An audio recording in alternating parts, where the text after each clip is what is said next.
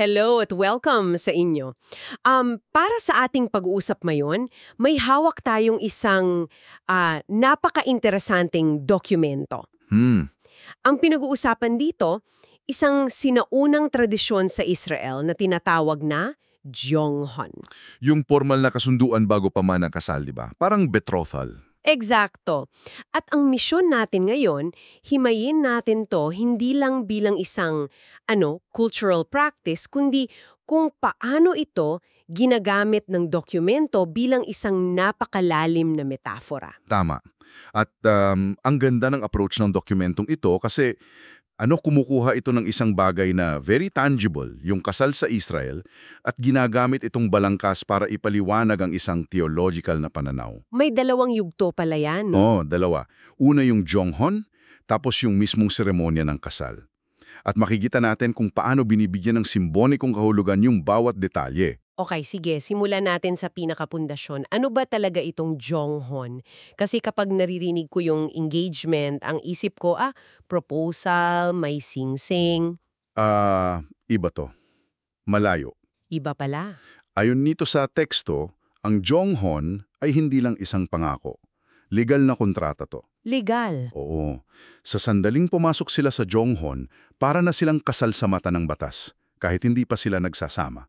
Yung babae, itinuturing na siyang asawa. Wow. So, ibig sabihin kung magloko siya, ang parusa ay parang sa isang tunay na may asawa na. Eksakto.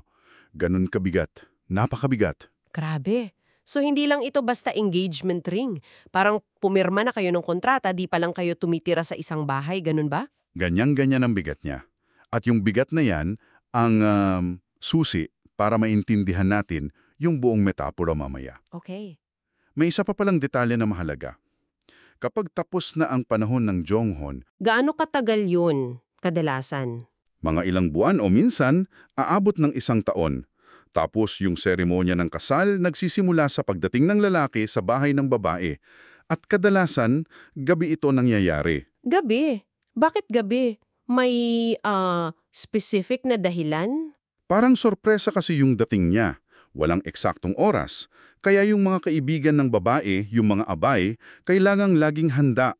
Laging nakaabang. Oo, nag-aabang sila na may dalang mga ilawan para salubungin niyang lalaki. Tandaan mo yung larawang yan. Pagdating sa gabi, paghihintay, mga ilawan, babalikan natin yan. Okay, so meron tayong legal na kasunduan, tapos isang sorpresang pagdating sa gabi. Ngayon, paano to nagiging isang malaking alegorya? Dito na yata nagiging mas, komplikado. Dito na nga, inilalapat ng dokumento yung buong proseso sa isang theological na kwento. Ang lalaking ikakasal o yung groom ay si Hesukristo. Ang hari. Siya rin ang hari. At yung nobya o yung bride, yun naman yung simbahan o yung mga mananampalataya. Pero may panimulang kondisyon, di ba? Hindi naman daw basta naging nobya ang nobya. Sinasabi sa teksto na bago ang lahat, ang mga tao ay nasa estado ng pagiging alipin ng kasalanan. Tama. At ang definition na ginagamit dito ay very direct. Ang kasalanan ay yung paglabag sa utos ng Diyos. So may utang. May utang at sa ilalim ng batas na yon, ang kabayaran ng kasalanan ay kamatayan. Kaya yung pagiging alipin, ibig sabihin, bihag ka sa cycle na yan. Kailangan munang malutos yan bago pa magkausap pang kasal. Makes sense. Kailangan mo nang palayain ang nobya bago siya maikasal. Dito na ba pumapasok yung konsepto ng pagbabayad? Diyan na nga, at dito nagiging napakatalino ng paggamit ng metafora. Ikinonekta ng dokumento yung konsepto ng bride price o dote sa pagbabayad ng utang na to. Paano? Si Jesus bilang ang lalaking ikakasal, ang siyang nagbayad at anong ipinambayad niya. Hindi pera, kundi Yung buhay niya? yung sarili niyang buhay, yung kanyang pagkamatay.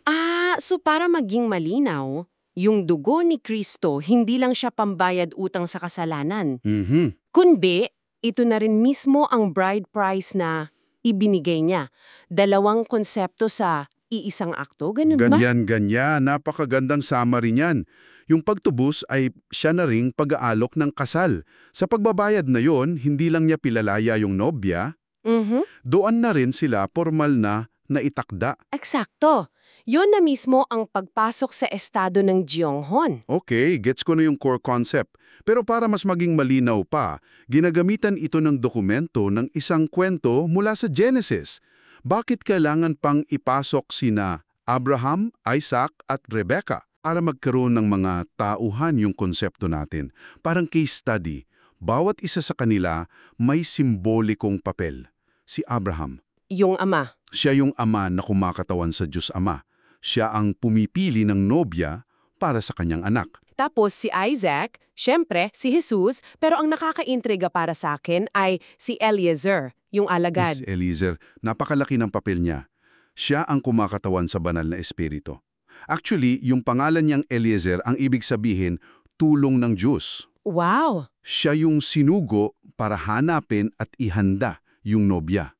At syempre si Rebecca, yun yung nobya, ang simbahan. Gusto ko yung papel ni Eliezer. So ang banal na espiritu pala, sa pananaw na ito, ay may active role sa parang panliligaw at paghahanda? Oo, napaka-active. Ngayon, sa kwento mayroon ding mga taga-Kainaan, di ba? Na sinabi ni Abraham na huwag kukuha ng asawa mula sa kanila. Ano naman ang papel nila? Sila yung contrast. Sila yung sumisimbolo sa mga alipin ng kasalanan. Yung utos ni Abraham, parang sinasabi ng Diyos Ama, gusto ko ang nobya ng anak ko ay hiwalay, set apart. Ah, hindi galing sa mundong ito. Tama. At yung mismong lupain ng Canaan may dalawang kahulugan. Sa isang banda, ito raw yung mundo na nasa ilalim ng impluensya ni Satanas. Okay. Pero sa kabilang banda, ito rin ang lupang pangako na mamanahin sa huli. Okay, so ang buong metafora ay nagiging mas detalyado. May groom, may nobya na tinubos, may espiritu na naghahanda. Ngayon, paano ito nagiging practical? Paano raw nangyayari itong Gyeonghon sa buhay ng isang mananampalataya? Ano yung seremonya?